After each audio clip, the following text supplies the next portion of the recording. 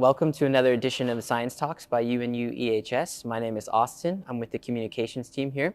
I'm sitting with Robert Oakes, a senior expert on mobility, and we're here to talk a bit about mobility, climate change, COP29, and this triple COP year. So my first question to you, Robert, is what is mobility and how is it impacted by climate change? Thanks, Austin. So we like to use the term human mobility in the context of climate change, and that's to kind of look at all the interactions between, on the one hand, people moving, on the other hand, climate and environmental change. And we say in the context of, because climate change doesn't necessarily cause mobility, but it might condition it, it might accelerate it, or make the flows of people a bit different.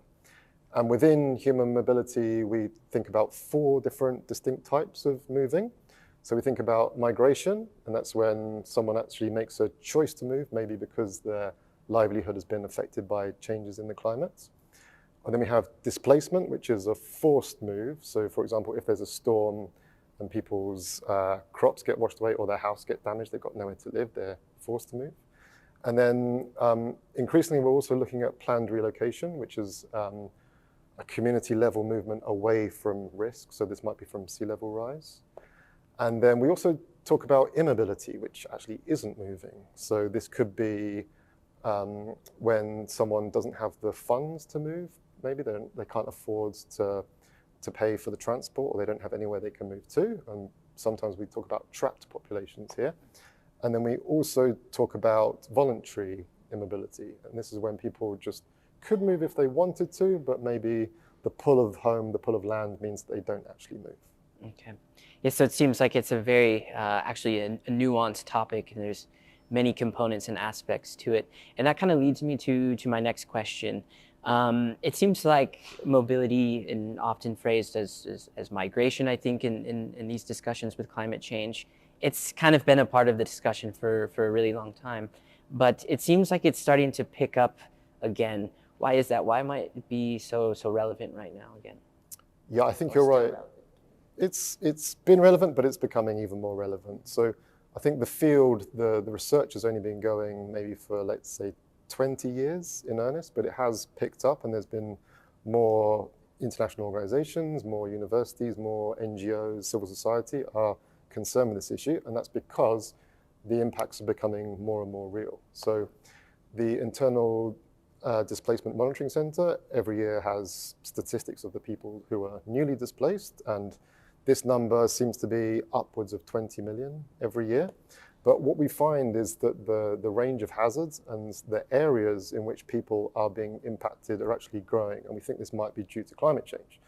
So, for example, people might have in their heads, okay, so climate change, it displaces people in the Pacific small island states, in Bangladesh because of the sea level rise and the erosion of the land.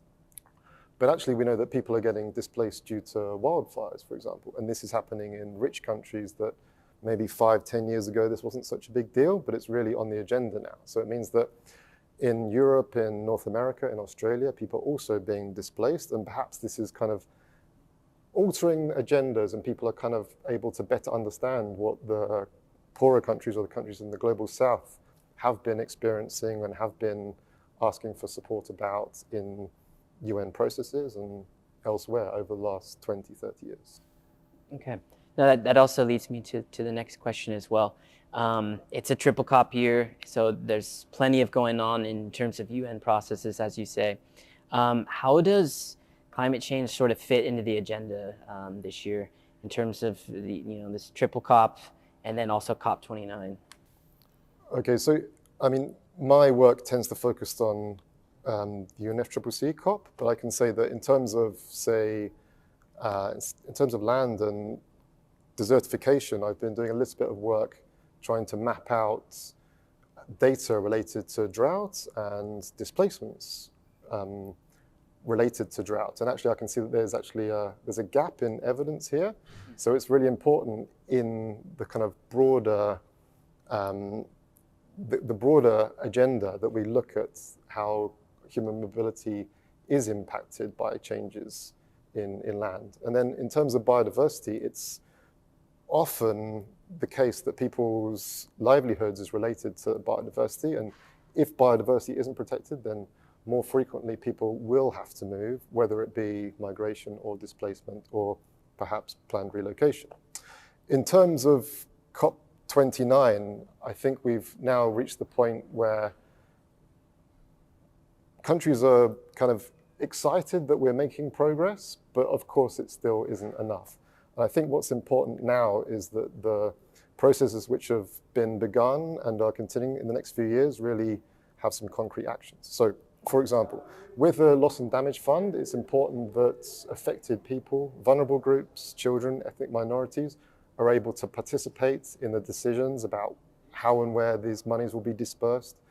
Will the Loss and Damage Fund actually, will there be a route for people who are displaced or moving because of climate change? Is there a route to fund these programs? Is there a way that people who are moving can move in a more adaptive way?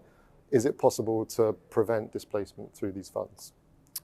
And also through the Warsaw International Mechanism, which is one of the big frameworks for addressing loss and damage. There's the second review of this, and within this, we really need displacement to have a stronger role, and as we plan the next stage, really give some guidelines for how countries can get the best data and produce the best policies to protect those who are displaced and to open up more genteel, more adaptive forms of migration.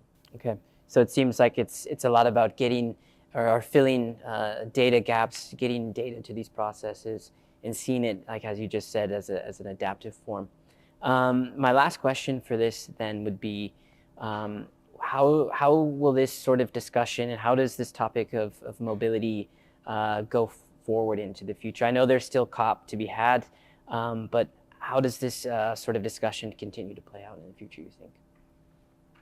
Yeah, good question. I mean, there's still so much to do because, as I mentioned, it's a relatively young kind of research topic, but the problems are here and now, so we need action. And so we work on various ideas. I think it's about, in some ways, as you say, it's about concentrating on what's needed. So data is needed on displacement, on migration, but it's also looking at newer angles and emerging processes, emerging threats. So for example, we've at UNU-EHS, we've been doing quite a lot of work on planned relocation at the moment.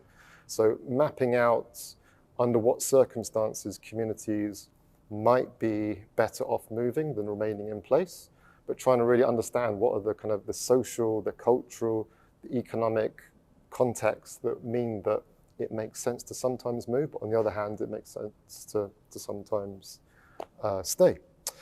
And then, on the other hand, we're also working at UNU and EHS, we're also looking at modeling displacements. Now, modeling produces numbers on how many people might move in the future, but it's very complicated to say that this therefore means this number will move. It's about talking about ranges of futures which may happen. But policymakers want to think about what may happen, so it's up to those who understand the nuance in climate mobility to suggest what may happen, as opposed to letting the media run away with figures that might come from a study that doesn't kind of take in this holistic approach that we try and do.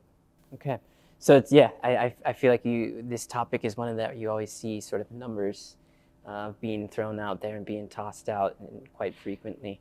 So I see sort of the future of this discussion will be based a little bit on planned relocation, but again, kind of getting the proper figures through modeling and also looking at those aspects that drive people to move or not move. But if there's anything else that you would like to finish on, please go for it.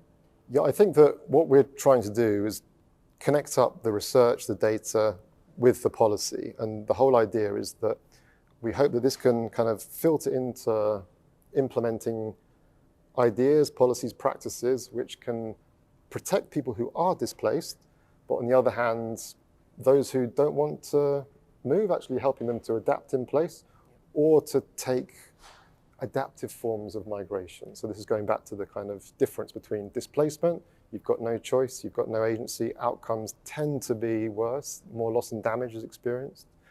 And then migration, when you have a bit more control, a bit more agency, then the outcomes can be adaptive. And those are the pathways that we want to promote through our research. Okay. Well, we'll leave it at that. Thank you so much for your time, Robert. We appreciate it, and we look forward to bringing you another science talk here in the future. Thank you.